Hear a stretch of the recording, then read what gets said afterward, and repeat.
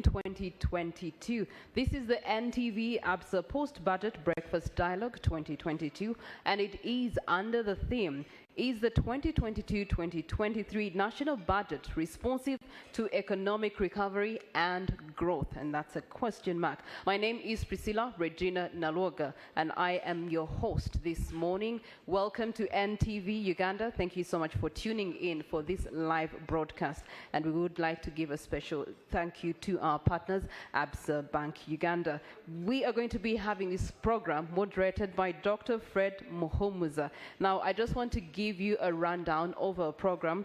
We are going to be starting off with opening remarks from our moderator, and then thereafter we'll be having opening remarks from a Bull General Manager, and then after we will be hearing from the ABSA MD. Thereafter we will get into the gist of the day, which is the panel discussion, and breaking down the theme is the 2022-2023 national budget responsive to economic recovery and growth. Thereafter we will be having the floor open for participation, discussion, contributions, interactions, and question thereof. And we will definitely wrap up after that with closing remarks. That is our agenda for the day, ladies and gentlemen. Allow me to welcome Dr. Fred Muhumuza.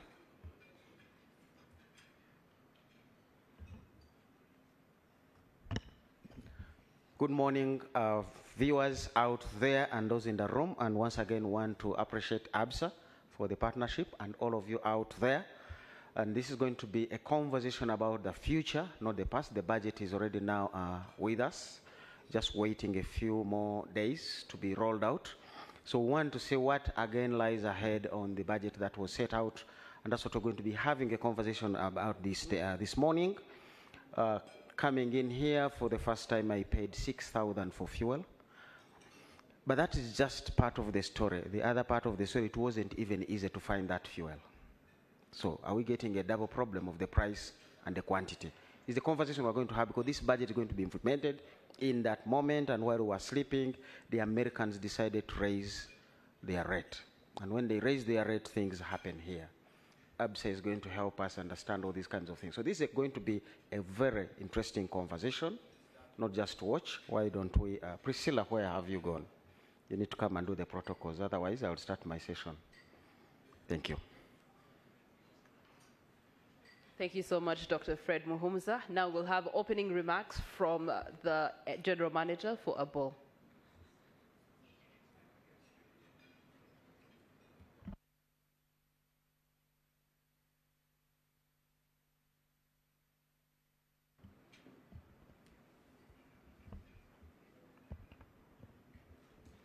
Our chief guest, the Deputy Secretary to the Treasury, Mr. Patrick Ochailap, our sponsor and partner, the Chief Executive Officer, ABSA Bank, Mr. Mumba Kalifungwa, invited guests, ladies and gentlemen. On behalf of NTV Uganda, I welcome you to the ABSA and NTV Post-Budget Dialogue. This event, as stated by Fred, is basically to put the budget into perspective, find out the fiscal policy measures, how they will be impacting into the economy. We know that the CBR rate has gone up. ABSA will also tell us, plus the DST, the likely implication of that. The theme for the 2022-2023 budget is full monetization of Uganda's economy through commercial agriculture, industrialization, expanding and broadening social services, digital transformation, and markets.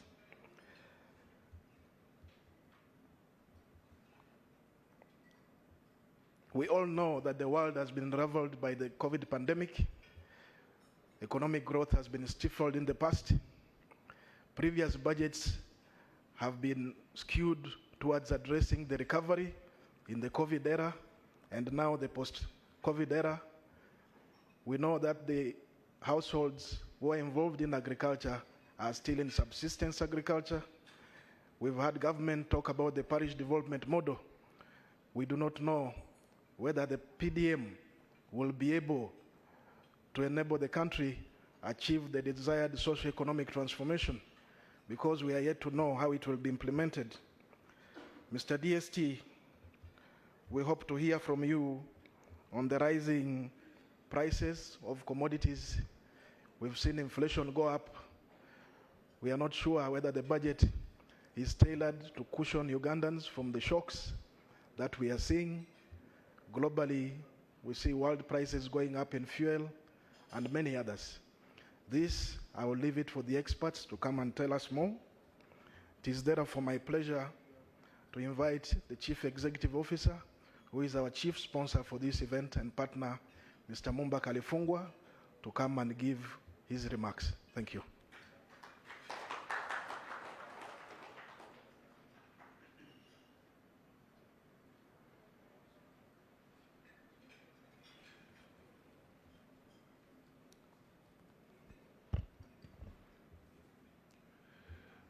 To the Deputy Secretary to the Treasury, Mr. Patrick Okailap, we recognize your presence. I will also like to recognize the presence of a representative from the Absa Bank of Uganda Board, Madam Sophie Nkutu, who has graced us with her presence this morning. Welcome, Sophie. Our customers, esteemed guests, panelists, and members of the press. Must I say good morning to all of you, and thank you for gracing us with your presence this morning. Before I begin, I would like to start by, I think, commending the Ministry of Finance and the Minister of Finance for ably delivering the budget speech 2 days ago. We are living in very interesting times where the levels of disruption globally and at a local level are immense, very complex, and not easy to solution. So the very fact that we have a plan where it takes us to implementation challenges and the rest is another thing. But I think it is important to commend the Ministry of Finance, and through you, DST, we thank you for the efforts that you have made to deliver this budget in very difficult times.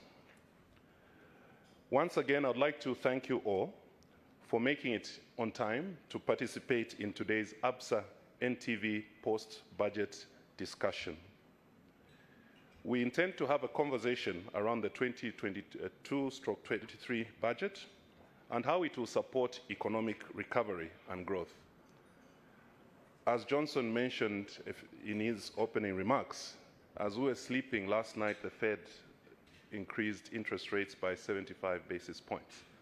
What does that mean for the global economy? What does it mean for the Ugandan economy? What does it mean for our currency? All those are questions and thoughts that we need to ponder on as we go forward. As I said at onset, this day or this morning is not really about lectures. It is more an interactive engagement where we welcome input and contributions from all. All of us are free to express our opinions, and they are exactly that, opinions and understandings of what this budget means in terms of driving economic recovery, what it means in terms of responding to the challenges that we are facing in areas such as increased cost of living, and what that impacts in terms of alleviating poverty. A welcome to our moderator, Dr. Fred Muhumuza. I think you heard snippets of what his delivery and moderation will be about this morning. But those are realities of what is happening on the ground. And we look forward to that interactive discussion. I would also like to briefly introduce the panelists this morning. I have recognized our moderator, Professor Muhumuza. We will have the Deputy Secretary to the Treasury, Mr. Patrick Okailap, deliver a keynote speech representing the Ministry of Finance. We are also honored to have Ms. Patience Tumusime Rubagumya, who is the Acting Commissioner General at Uganda Revenue Authority. Mr. Richard Mubiru, Director, Economic Policy, Uganda Manufacturers Association. Of course, Michael Seguaya, our Executive Director of Finance and Chief Financial Officer at Absa Bank Uganda. and Mr. Patrick Ayota, Deputy Managing Director, NSSF. I hope, Patrick, I didn't see you earlier, but I believe you were on your way from another function. Hopefully you've made it.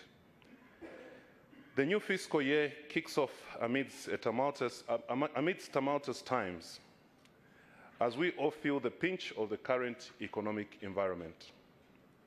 The disruptions created by COVID-19 pandemic, coupled with various external shocks, including new waves of the COVID-19 variant, tighter global financial conditions, volatile weather conditions, high inflation rates, elevated debt burdens, and fiscal consolidation continue to increase upheavals to the economic environment. And as I said earlier, these are indeed very interesting and difficult times that we are living in. Today's dialogue will help us understand government's development priorities better, and furthermore, this engagement should foster dialogue with key stakeholders on some of the following themes. Number one, government's efforts to increasing production and productivity in the key growth sectors of agriculture, agro-industrialization, oil and gas, minerals and tourism, to name but a few. Increasing returns and productivity to both private and public investments through investment in industrial parks to drive the agro-industry, tourism, and the parish development model, amongst others. New fiscal policy measures and potential impact on economic growth. Supporting regional initiatives such as removal of non-tariff barriers to facilitate trade within the region are but some thoughts and talking points that we hope to deliberate on through the various engagements that we will be having this morning. On that note, I look forward to the insights that will be generated from the rich discussions which we anticipate here today. And like I said, they are discussions of opinions, views, and understanding.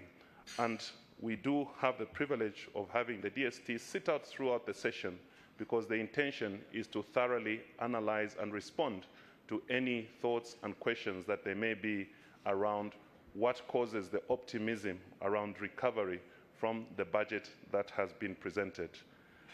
From my perspective, one of the things I like to say is that as leaders, we need to be dealers in hope. Despite the challenges that we are facing locally and globally, I am optimistic that yes, indeed, the dawn or a brighter dawn will come in the near future. It is about resilience, it is about cooperation, it is about partnership in how we collectively face and respond to these challenges. With those remarks, once again, ladies and gentlemen, I would like to welcome you to this event. Looking forward to interacting and having further discussions with yourselves as we look to the future with cautious optimism. I thank you very much for your attention.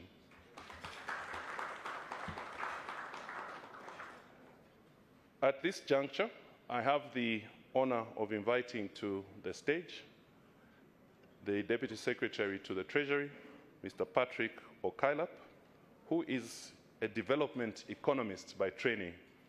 And what better times to have a development economist than the tumultuous times we are living in. Mr. Okailap, sir, the stage is yours. Thank you.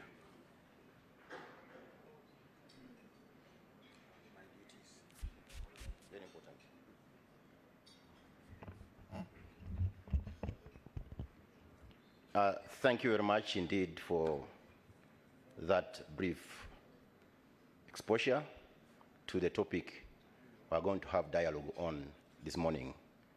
I'm certainly privileged to come over here to deliver the thoughts around the topic I'm supposed to present. First things first, I need to thank the CEO of ABSA and NTV for availing us this opportunity for dialogue in this very topical matter after the delivery of the budget speech for next financial year. What is in there for for us to tackle the problems at hand. I need to thank key private sector CEOs who are present here, that your presence is critically important for you to work with us in the thoughts that are going to put forward and that have been put forward by the Minister of Finance in delivering this economy from the challenges we are facing now.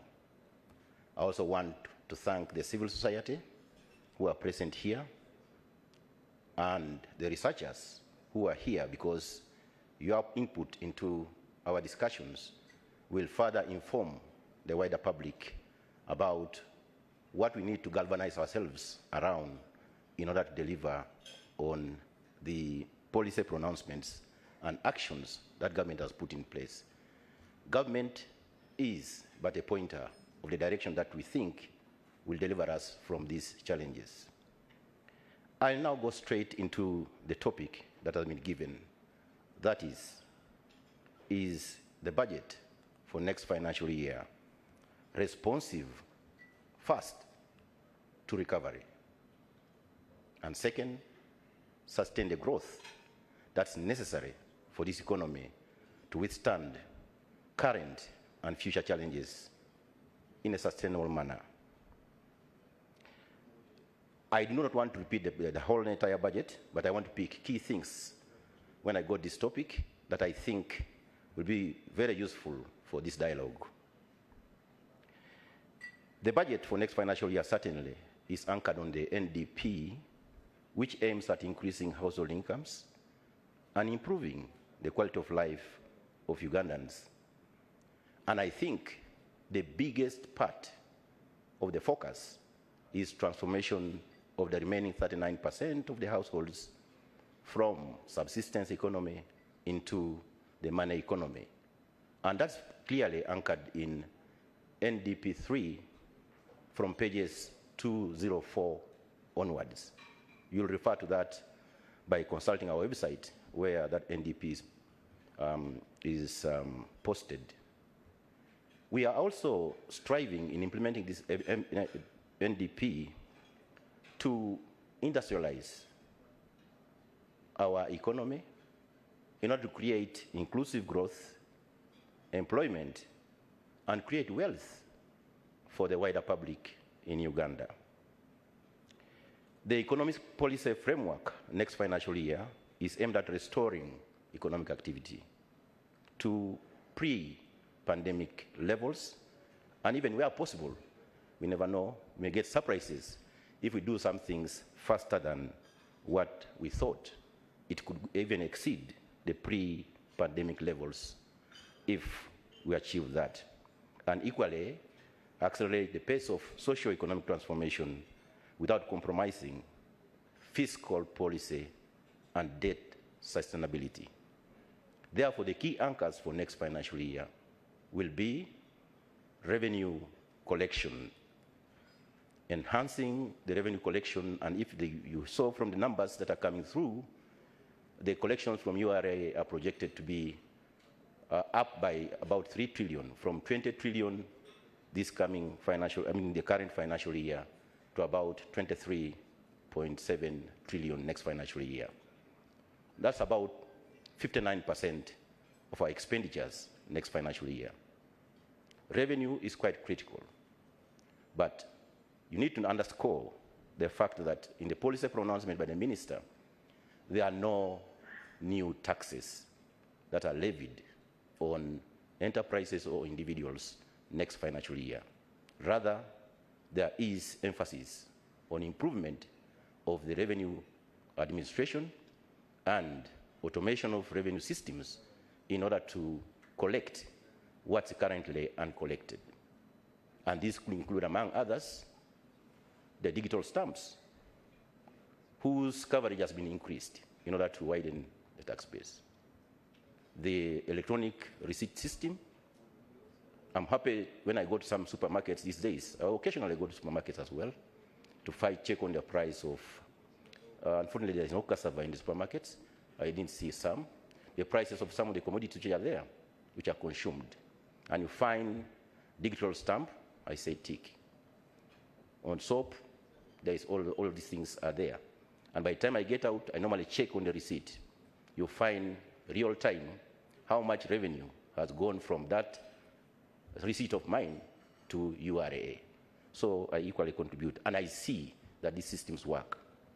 We are now going to expand those to other areas where we have not covered them. At times when I go up country, you find people still using calculators. And I've always tipped the Commissioner General and his staff that why don't you roll out these areas as well? Because a calculator adds, by the time you spend 200,000, the system has not collected how much taxes have paid on those groceries that are picked. So the emphasis on improving the revenue systems collections in order to collect what's currently not collected in order to boost the size of revenue collection and contribution to our expenditures. That's the single most reliable measure. We're also going to sustain peace, security, and stability. This is a prerequisite for any economic activity to take place in the economy. And the fiscal outlays that have been assigned to that as well are very clearly elaborated in the speech. We are going to continue mitigating the COVID-19 impact on business activities and livelihood, and the overall economy in terms of what we ought to do.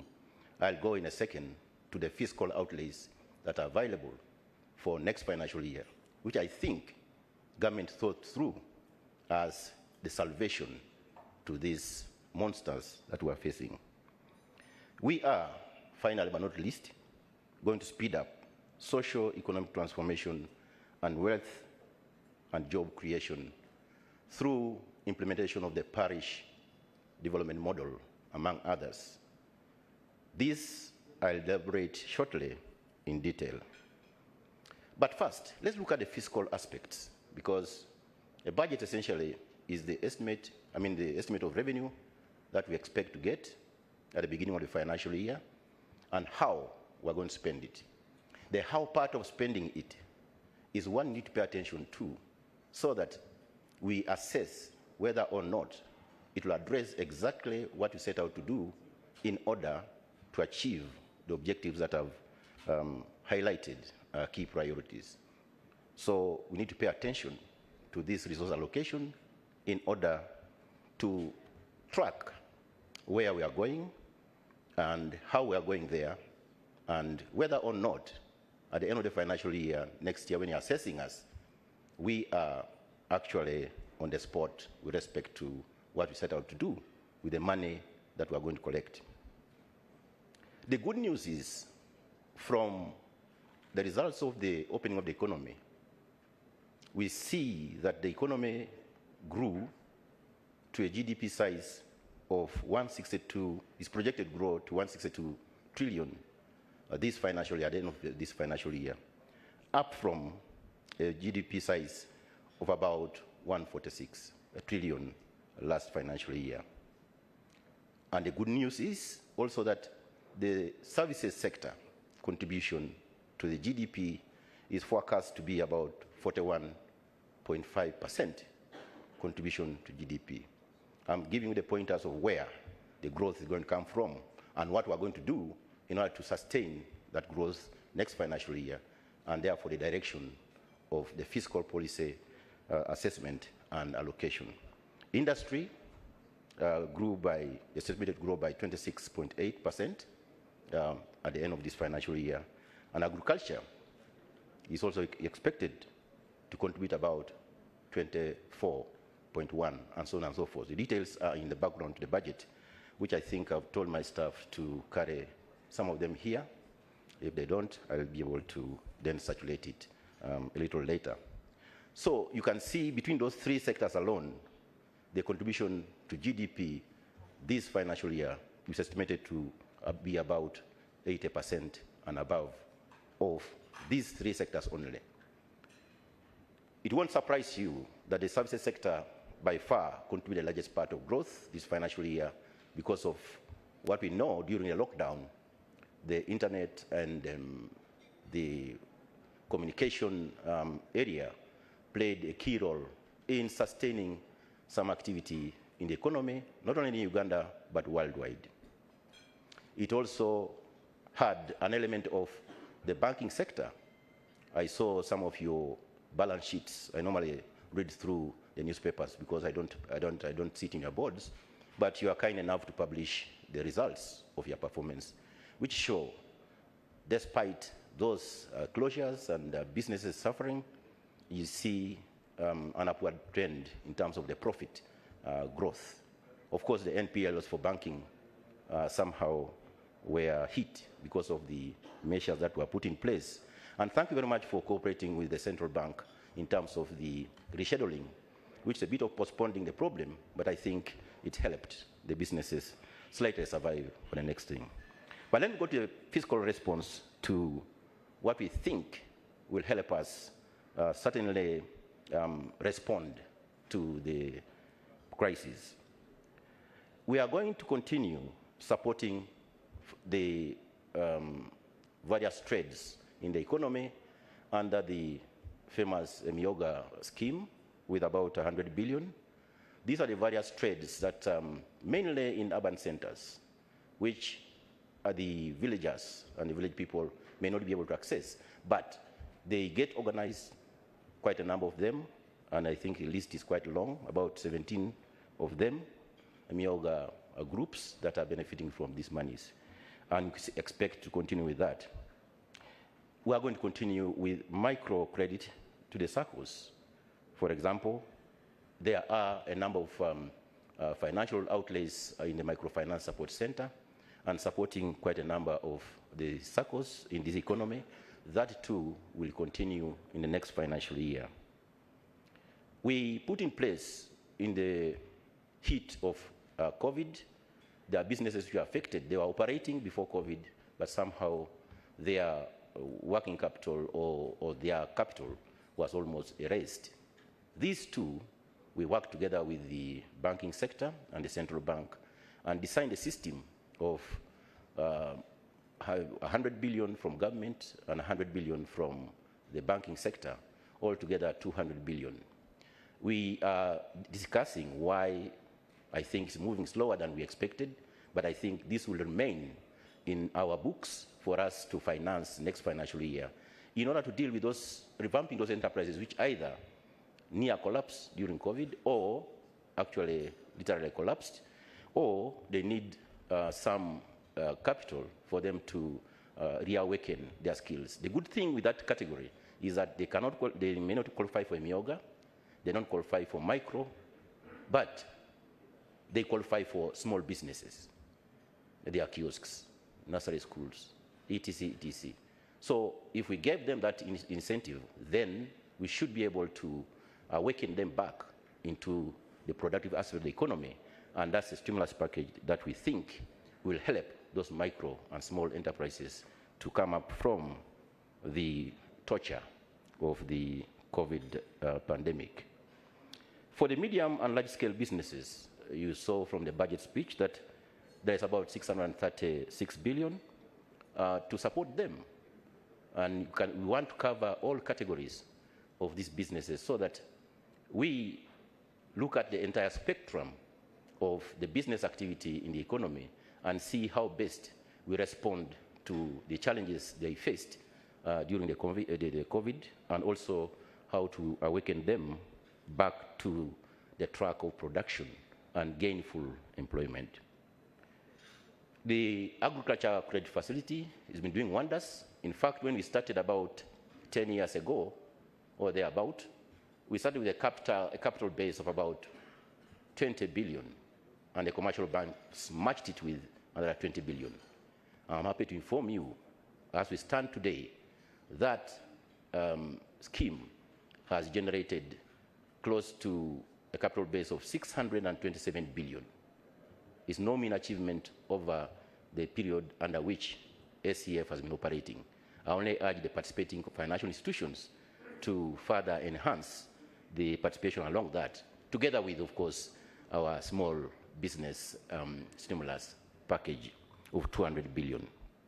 So you see a capacity of about 800 billion in that segment. Is quite substantial for the size of our economy to awaken that area.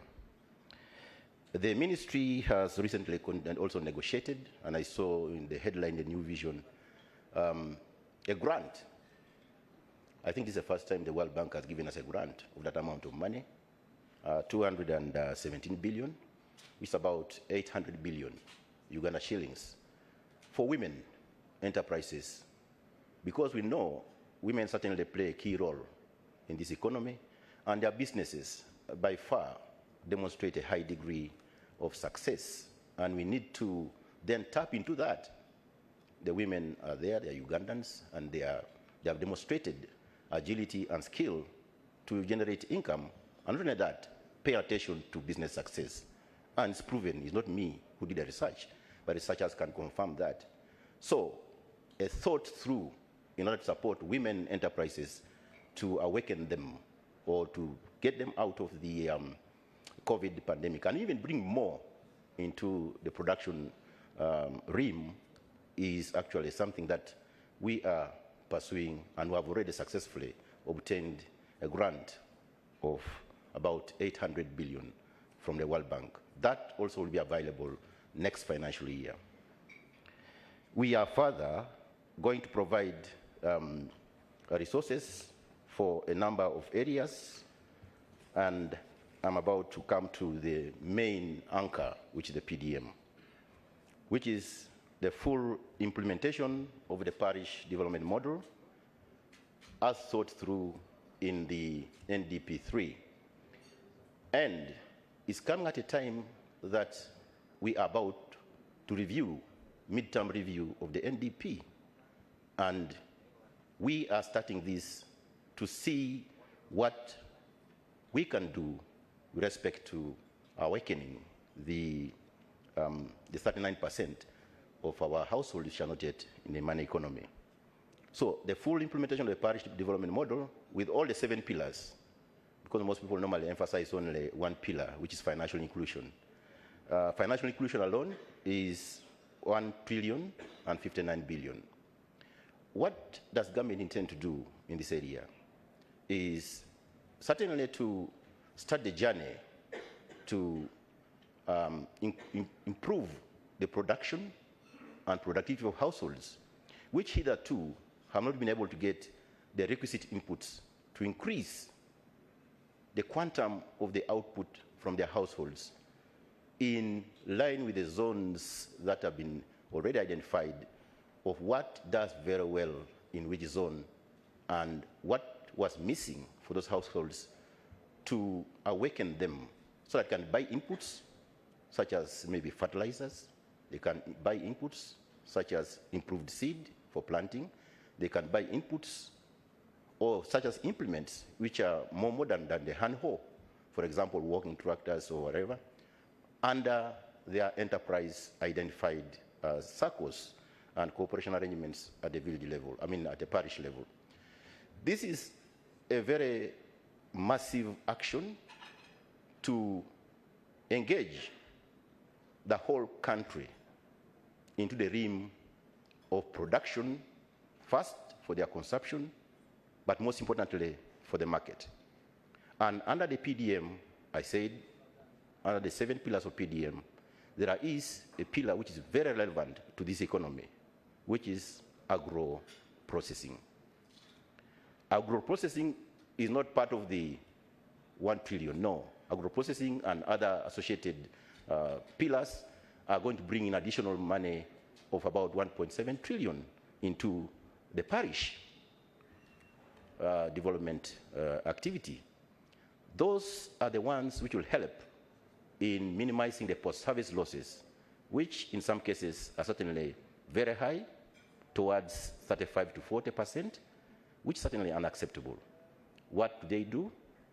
They come under the association as they have procured the inputs for production, they increase the acreage output, and once there is this mass output in the next few months, weather permitting, you'll see the glut of things like maize, beans,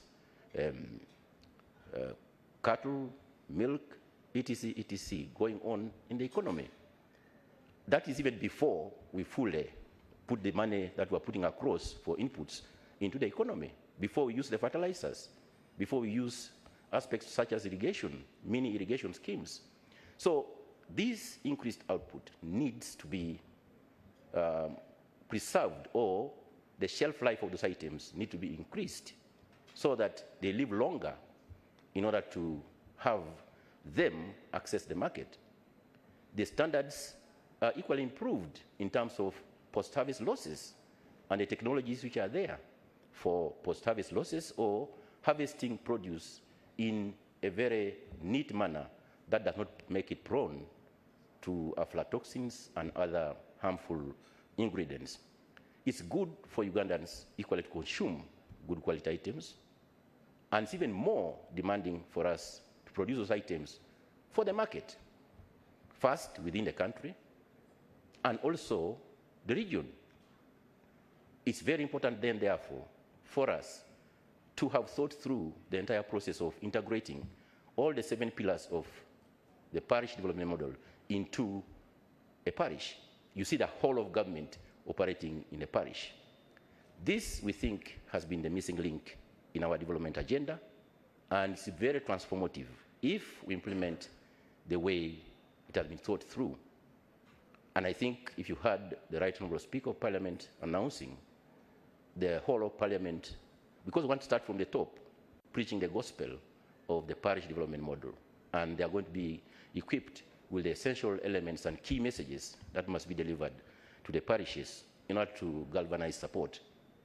A parish chief is going to be the central point of action and the accountable officer at that level.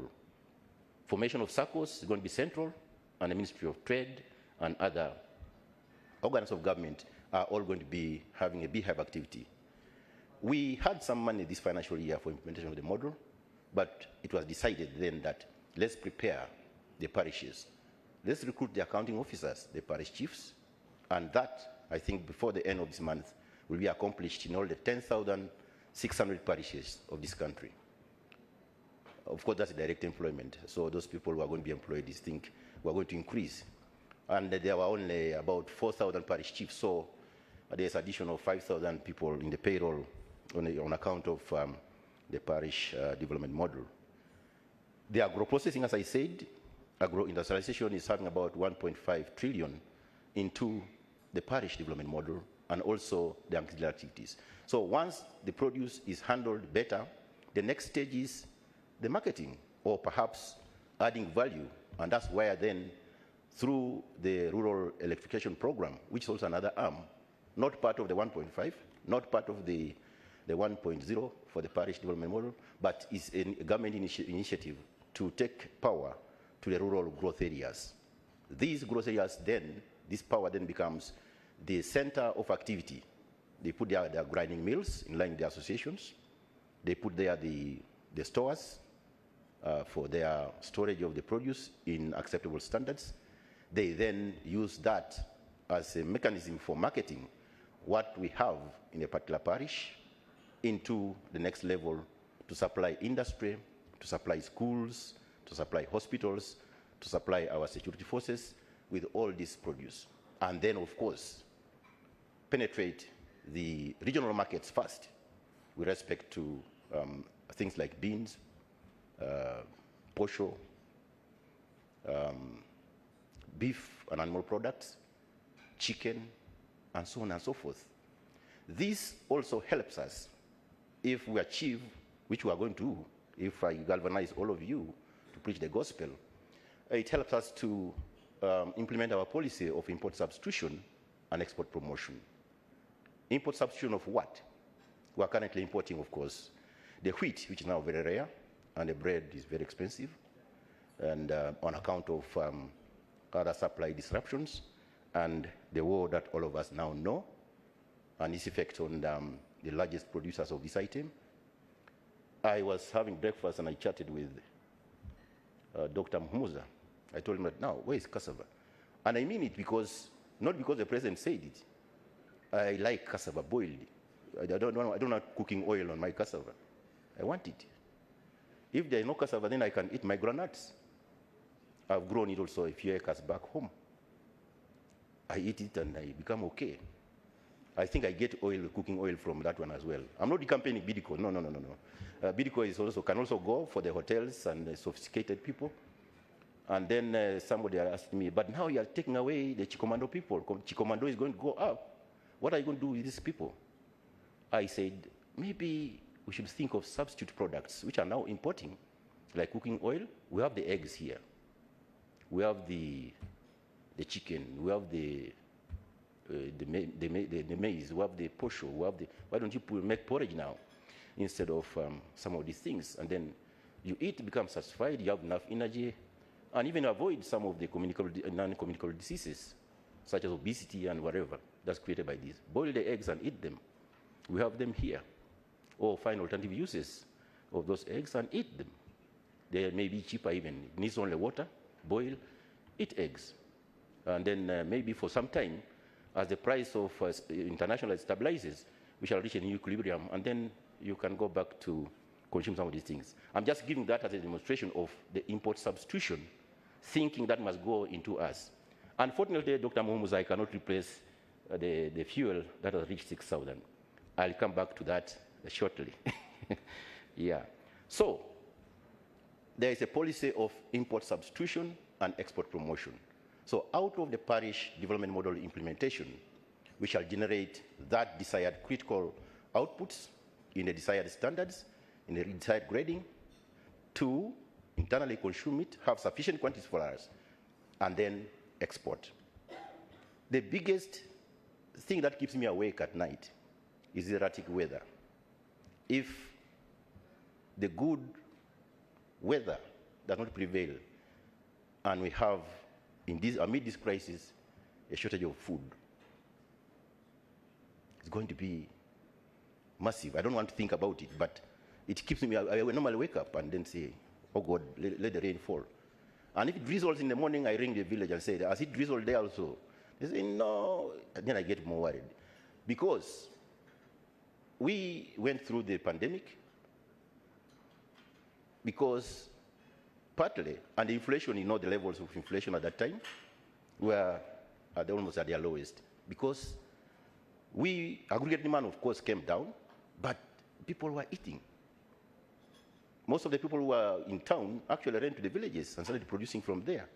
They wake up, eat whatever they have produced and the rest of it. So agriculture and agro-processing under the PDM model is our survival, line of survival number one, and we must do whatever it takes for us to do that.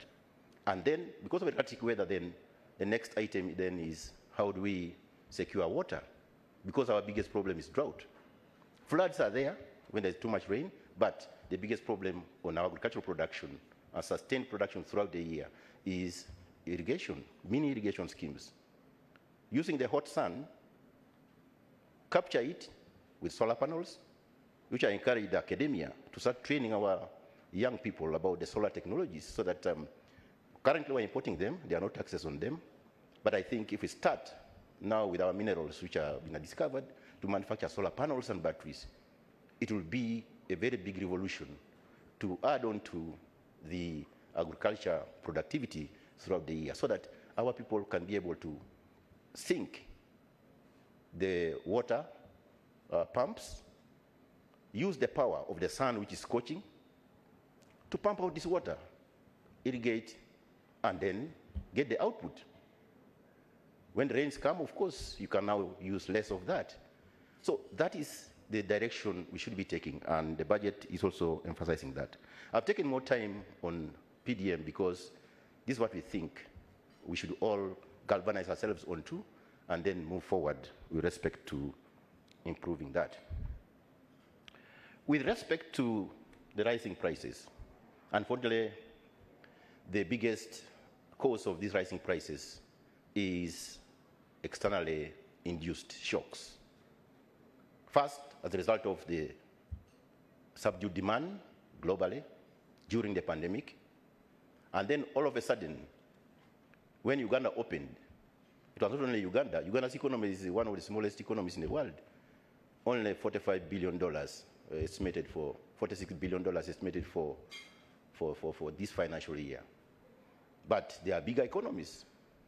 The US is in excess of 23 trillion US dollars, followed by China in excess of 20 trillion, according to the latest statistics, followed by Europe combined is also in excess of 18 to 20 trillion.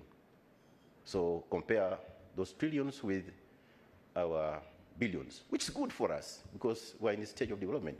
But a small economy in a world having that huge aggregate demand is a perspective that we must put in our minds, that it will not be short-term solutions. You cannot demonstrate down tax, the prices. In fact, actually, when you demonstrate against the prices, you're actually going to increase them because now the money is shy to come in, and again, you prop up the trumpet of instability, which then makes investors shy to even touch you with a long stick. So my view to those who are demonstrating against price increases, is that please, let's engage people in production. That's where the answer lies with respect to bringing prices. We may not go to pre or COVID prices, but a new equilibrium will emerge, which is not as high as what it is, but it will come down. But what happens is the external shock that we have to deal with is certainly external, and you cannot, as a small economy, influence the prices of fuel. You cannot, because the areas which are producing fuel and pumping fuel are, first of all, operating on a cartel, and then two, major producers are not producing. I mean, are not selling because of the embargoes and so on and so forth. Now, we have to struggle with the little that's in the world, and the rest of the world is opening. Climate change is hitting Europe, and North America. They need cooling systems which use this energy. So they are guzzling more and more fuel. I think I saw the Brent reached from Bloomberg 100 and what? It's almost reaching 160. Mr. Kabo, you will tell me what it is. Per barrel, up from 67, 80 per barrel when the economies opened. So all the economies opened almost at the same time. The production had gone down. The supply chains had been disrupted. And now what do? You have to deal with the situation of shortages of the supply of these cooking or things for cooking oil, things for manufacturing soap, the fuel itself, and so on and so forth. You don't have control over that. Therefore, what do you do as a small economy? As a small economy, we thought, on the basis of prudent macroeconomic management, that number one, you don't introduce taxes, new taxes into your system. And the minister pronounced that very well. And instead, what you do, you put some more money for URA to expand the IT systems. I mentioned a few of them, but I think I know Madam Patience will be able to mention some of them or actions that they are going to do. And that alone is a source of money that we think we shall collect from URA, from 20 to 23 trillion next financial year, which is going to finance 59% of our budget, is going to come from those efficiency measures. Two, we are going to maintain market-based determination of prices. It's going to be painful for a short while, but we think if we deal with aspects of food production domestically and also surplus for export and for the market, we think the index of inflation attributed to food volatility or shortages is going to slightly dampen the inflation tendencies now. Then we remain to deal with the interest rates and exchange rate that's induced by external factors. The Fed yesterday increased, as Absa and Mr. Mohomes, I think, mentioned, increased their interest rates by 0.75%. It's the first time they have done so since 1994 in order to deal with the inflation, which is terrible. Terrible there, therefore we must be comfortable. No. I'm saying, I'm comparing the source of our troubles with our troubles and what we can do as a small economy participating in international world trade and international activity. So what does it mean? the holders of US assets globally are likely to move their assets back to the US because the interest rates are attractive and they'll be able to deal with their inflation levels from there. What does it mean for a small economy like Uganda? If those who have been participating offshore by bringing their dollar-denominated assets to our treasury bond and bill markets get it out, it means then that the exchange rate kicks in, pressure upwards kicks in, and that's what we have to watch. But we do not have to panic. We trust the central bank will be able to use monetary policy to manage that aspect. It's going to come at a cost, but I think we shall be able to maintain that and be able to maintain our level of reserves to a decent level to help us deal with other crises. As the prices maybe go up and as negotiations internationally take place for OPEC members to consider pumping more oil into the market, I hope they'll accept. But when a barrel is 160, why would you want to come down to 100? They're not philanthropologists. And that's why in the fiscal decisions that we're making, we're starting investments in our East African crude oil pipeline so that we start also pumping some oil into the system. And hopefully, our little contribution and pumping from here will deal with the internal market, but also deal with the external market. I don't know how much time I have, but I'm about to finish. So, and Europe, I hope this morning I was watching Bloomberg last evening. I think a European Central Bank may also put up the interest rate to 0.25, and that's the Eurozone. So on a conversion rate of 1.3 US dollars to euro, you can now find a compound interest rate that one translates into. It may go to about a 0.5 percentage point in Europe as well. So what does it tell us? It tells us that when you go out to borrow to support URA in order to finance the budget next financial year, you have to watch out, borrow for concessional terms, because interest rates out there are going to be hostile to us.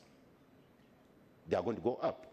And borrowing foreign currency is actually coming in with inherent risks of exchange rate when you come to debt servicing in the future, which you want to minimize. So borrow concessional and also pay attention to commercial borrowing if you must go there, because interest rates internationally are coming from a negative to a very big positive, and that's a very dangerous phenomenon for those of us who cannot raise enough money and want to borrow internationally to service our debt. It leaves you with the option of, do you now borrow domestically? Yeah, you can continue because the financial market here equally survives on some kind of borrowing or lending to government. But we should also minimize that because now growing at an exponential rate. We know how much we are doing in debt servicing and how much we are doing in settlement of interest rates in the budget. It's now in excess of about 2 trillion Uganda shillings. Then we are also going to use appropriate fiscal and monetary policies. I think I've gone through that in order to mitigate these adverse effects. It's a dicey way in which to deal with the things, but we have to do it. And hope that maybe 2 or 3 months down the road, I don't want to speculate, the new equilibrium, which is not as high as what it is now, will emerge from the domestic market and the world economy as a whole, because we do not have a control over external factors to this economy. And I think that's what I want the message to go through our industry players in the financial markets, the industry players in manufacturing, the industrial players in services industry. We're not helpless, but any attempt to try to deal with external shock domestically, you'll be committing suicide in terms of. No sooner you deplete your reserves and the prices continue and you don't have a fallback position, then you have strikes. Now this time it will be legitimate strikes because you're mismanaging the economy. The current strikes are not necessary. That's what I still want to maintain.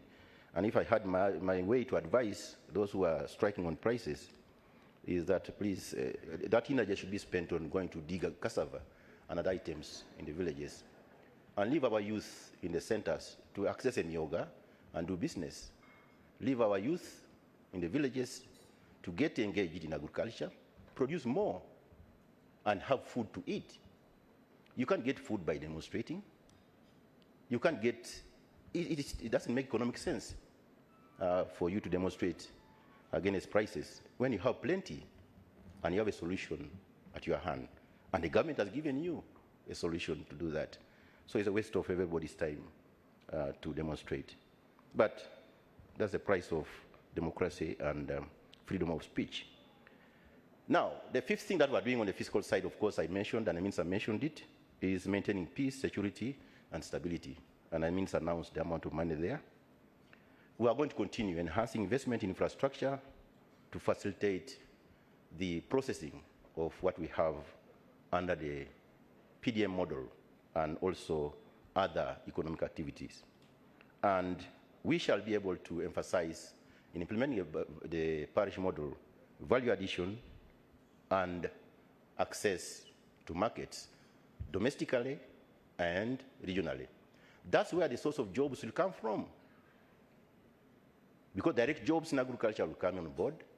I know agriculture in advanced economies is a small part of the economy, but you need to start from there for those of us who have comparative advantage in agriculture, and then grow as you industrialize to higher levels of value addition in these very agricultural products, and then allow the farms to grow. But in our structure of the economy, it's better to start from where we are starting from, mass action on transforming the economy from grassroots.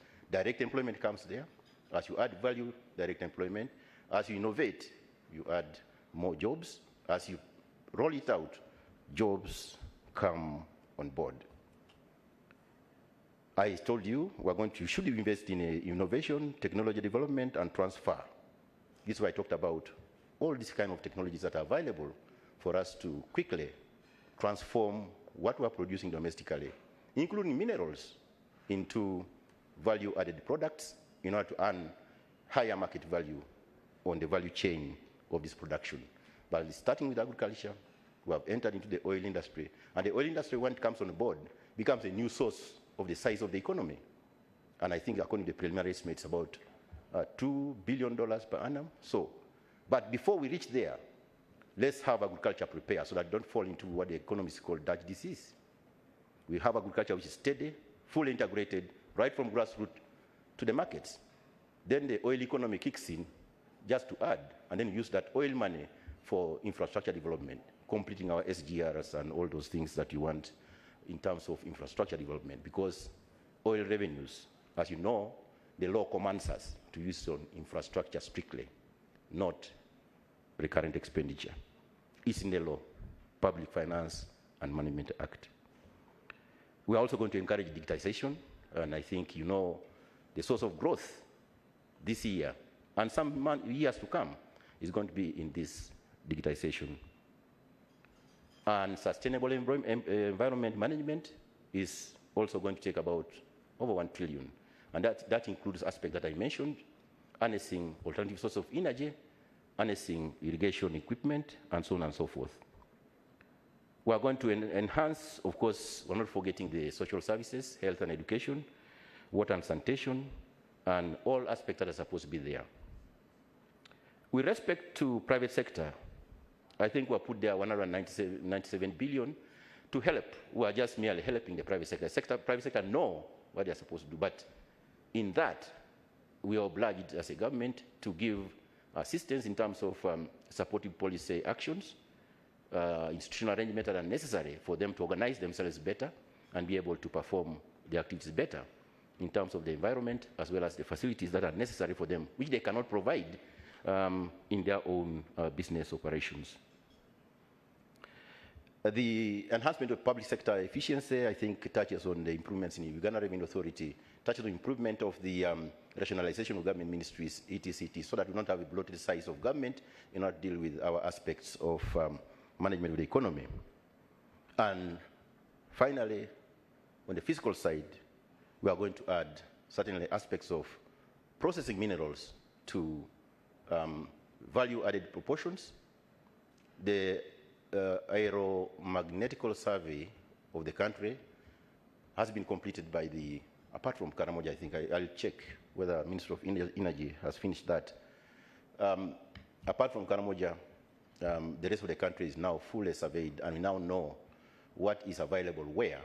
And now the issue is putting that information into an investment proposal solicitation so that people who have the technology can come in and start adding value there. And you heard the President was very emphatic, no export of raw materials or minerals, because it's a total loss to the economy, and we're doing a disservice to the people here. So on account of that study and the findings of those studies, I think there are minerals of high value across this country, besides oil and gas, that now we need to put together as government in order to start soliciting interests to come and invest in those areas.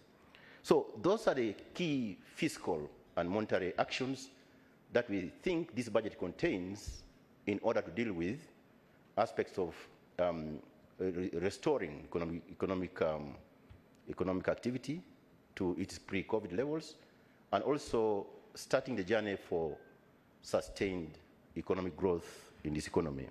Of course, the downside risks are there.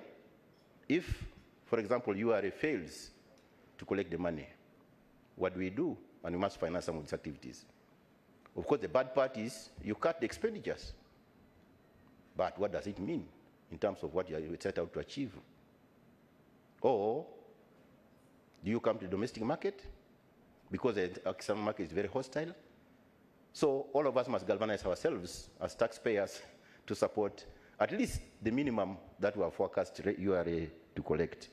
That is the mitigating factor that we want to do there, because I dread to see URA fail to collect the 23 trillion, which is 59% of the expenditures next financial year. The risk also, which is still hanging around ourselves, is certainly the continuous geopolitical issues in Eastern Europe and non-tariff barriers domestically within East Africa region, for example. We should eliminate that. You, the business people and the CEOs of business enterprises and trade people, I think let's put together ourselves now that out there is very hostile. Let's not introduce non-tariff barriers. We've already said eliminate the barriers in line with the common market within East Africa. Now let's eliminate them. But why do you introduce non-tariff barriers? Eliminate those so that we can begin trading and getting the wealth within ourselves and make lives of our people quite easy. Some of the prices really are also negatively influenced by these non-tariff barriers. They are not necessary. They don't serve anybody's purpose. You are first of all narrowing your market or constraining the market of a neighbor. I know you don't share incomes, but I think those attitudes should stop so that we get the full benefits of the common market and the integration processes within East Africa. It helps a lot of businesses and survival of East Africans with respect to mitigating the adverse effects of these crises. I said also that mitigate the crisis is really, let's get down to produce, especially food. Prices can increase, but let's have food to eat, but also excess for the market so that you can get money to now buy expensive liters of fuel. Then you drive 1 kilometer only and then see what you can, how far you can go. The other challenge is the depreciating shilling. As I told you, the increases in interest rates out there are going to attract capital away from our market into the other markets for them to deal with their inflation. And that puts pressure on us. We shall always be helping Bank of Uganda to be able to sustain at least the level of reserves, which is a decent 4.5 months, which is in excess of $4.6 billion continuously in the course of the financial year. And I think we shall achieve that. The foreign direct investments, on account of the investments in the oil and gas industry, are likely to show an upward trend, because this is the right time now for even those oil companies and ourselves to invest in the oil here, because the availability of that machinery is necessary for us to do that is the one which will be a mitigating factor. But of course, generally, some of them will decline on account of moving money to the dollar or euro-denominated assets away from ourselves. So need to watch that. There's a new thing which kicked in last week, but I think the security forces are going to deal with it. That is our next market to the west, that's DRC. We're monitoring those events also, and I think that our security and cooperating with the security of neighboring countries will be able to bring that one quickly down so that our markets there will continue to earn us some foreign exchange to supplement whatever is going out on account of the interest rates going up the other side. I talked about the weather hazards, which is a constant threat, but I think we must start aspects that deal with solar-powered irrigation pumps and solar technologies, starting from even skilling our own people. It's good employment for them.